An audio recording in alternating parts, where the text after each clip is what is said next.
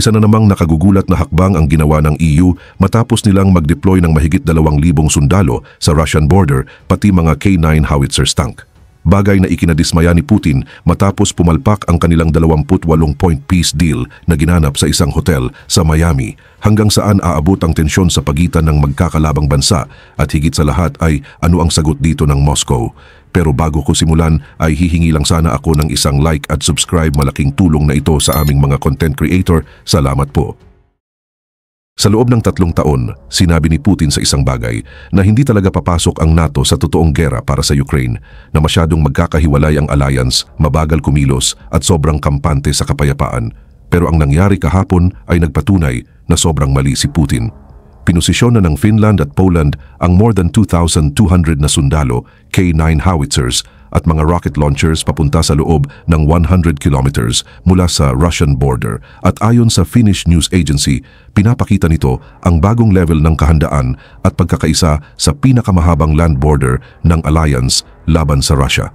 Ang Finland ang pinakamalakas na military sa Europe at ang pinakabagong member ng NATO na nakikipag-coordinate ng live artillery fire kasama ang Polish forces, habang ang Ukrainian crewed Antonov AN-124 aircraft ay nagpalipad ng rocket launchers ng Poland diretso sa exercise.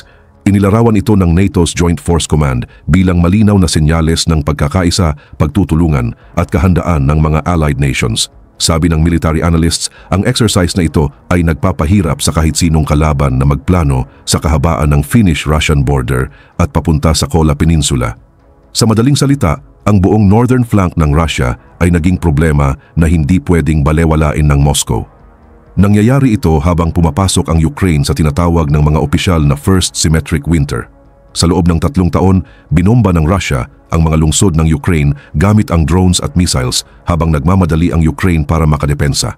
Ngayon, nagbago na ang ihip ng hangin. Pinalawak na kasi ng Ukraine ang long-range strikes nila, tinatarget ang military logistics, critical infrastructure at defense manufacturing sites sa malalayong bahagi ng Russia.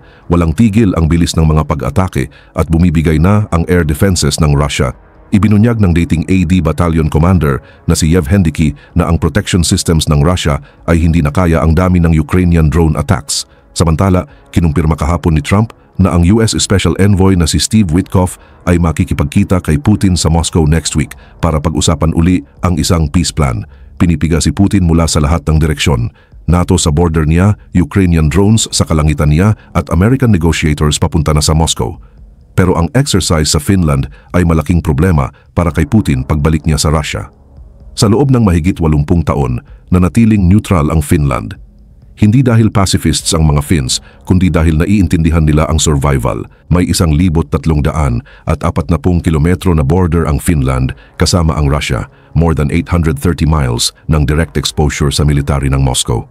Noong taong 1939, nag-launch ang Soviet Union ng false flag attack sa isang Finnish border village na tinawag na Manila. Ginamit ito ni Stalin bilang dahilan para magsimula ng invasion. Ang Winter War na sumunod pumatay ng higit sa 25,000 Finnish soldiers at nakaligtas ang Finland, habang ang ibang European countries sumali sa NATO, nanatili sa labas ang Finland. Habang ang Cold War naghati sa kontinent, maingat na nagbalanse ang Finland sa pagitan ng East at West. Kahit pagkatapos bumagsak ang Soviet Union, nanatili pa ring neutral ang Finland dahil iyon ang smartest at safest na choice. Pagkatapos, sinakop ni Putin ang Ukraine at nagbago ang lahat. Sa loob lang ng ilang months matapos ang Russia 2022 invasion, nag-apply ang Finland para sumali sa NATO. Pagsapit ng Abril 23, opisyal ng NATO member ang Finland. Bago sumali ang Finland, ang border ng NATO at Russia ay nasa around 1,200 kilometers. Karamihan ay dumadaan sa Baltic States at Norway. Pagkatapos sumali ang Finland, halos na doble ang border na iyon. Ang buong northwestern flank ng Russia mula Arctic coast pababa hanggang St. Petersburg ay exposed na ngayon sa isang NATO country na ilang dekada nang naghahanda para sa iisa lang na kalaban. Hindi nagtitrain ang Finnish soldiers para sa mga theoretical threats. Nagretrain sila gamit ang Russian tactics sa Russian terrain sa brutal Arctic conditions na siyang nagde-define ng border na ito. Inaral ng Finland kung paano lumalaban ang Russia, kung paano mag-isip ang Russia at kung paano natatalo ang Russia. Ang Finland ang may pinakamalaking artillery force sa buong Western Europe, mas malaki pa sa Germany, mas malaki sa France, mas malaki sa United Kingdom. Ito ay isang bansa na may 5.5 milyong tao na mayroong 280,000 trained reservists na pwedeng mamobilize sa loob ng ilang araw. Sinakop ni Putin ang Ukraine na sinasabing ang NATO expansion ay existential threat. Sinabi niya na kailangan niyang pigilan ang paglapit ng alliance sa borders ng Russia. 3 years later, hindi lang nasa border ng Russia ang NATO, nagko-conduct sila ng live fire exercises 100 kilometers mula dito. At ang bansang nagpapaputok ng artillery na iyon ay ang bansang mismong si Putin ang nagtulak na sumali sa NATO. Diretsong sinabi ng Finnish officials ang tungkol sa paghahanda nila. Nag-increase sila ng military presence sa eastern border, nag-close ng border crossings at napansin nila ang malaking pagdami ng Russian troops sa kabila. Sabi ng isang Finnish commander, naghahanda sila para sa worst pagdating sa military movements ng Russia. Ang mga exercises na nagaganap ngayon, katulad ng Northern Strike 225, ay may hanggang 15,000 troops na nagdidrill ng halos 10 kilometers mula sa Russian territory. Handa ang Finland at NATO na lumaban sa day 1 kung gagawa ng galaw ang Russia. Ang Polish Homer K rocket launchers ay hindi nag-drive across Europe sa loob ng ilang linggo ng maingat na planning. Inilipad sila diretsyo sa Finland gamit ang Ukrainian-operated Antonov AN-124 cargo aircraft. 3 bansa ang nagko-coordinate ng mabilis na military deployment na noon ay hindi maisip 4 na taon lang ang nakalipas. Iniulat ng Finnish news agency na ang mabilis na pagdating at integrasyon ng mga Polish launchers kasabay ng Finnish artillery ay nagbago ng karaniwang training event na ito sa malinaw na demonstrasyon ng kakayahan ng NATO na i-project ang firepower sa High North. Inilarawan ng mga military commanders ito bilang pinakamahalagang artillery at mortar training sa Northern Finland sa loob ng maraming dekada. Ang Rover Yavaravi Training Area ay nasa Lapland region ng Finland na may 100 kilometro lamang mula sa teritoryo ng Russia, pero mas mahalaga, ito ay nasa striking distance ng Kola Peninsula. Ang Kola Peninsula ang tahanan ng Northern Fleet ng Russia, kabilang ang karamihan ng mga nuclear-armed submarines ng Moscow. Isa ito sa pinaka-strategically sensitive na lugar sa buong military ng Russia at ipinakita lang ng NATO na kaya nitong mabilis na mag-deploy ng heavy artillery na abot sa lugar na iyon. Bawat K9 howitzer round na tumama sa target sa Finland ay nagpadala ng mensahe sa Moscow. Bawat Homer K rocket na nailunsad ay nagpapatunay na kaya ng NATO na palakasin ang pinakabagong miyembro nito ng mas mabilis kaysa sa makakasagot ang Russia. Ilang taon, ginugol ni Putin sa pagbibigay babala na ang NATO expansion ay banta sa seguridad ng Russia.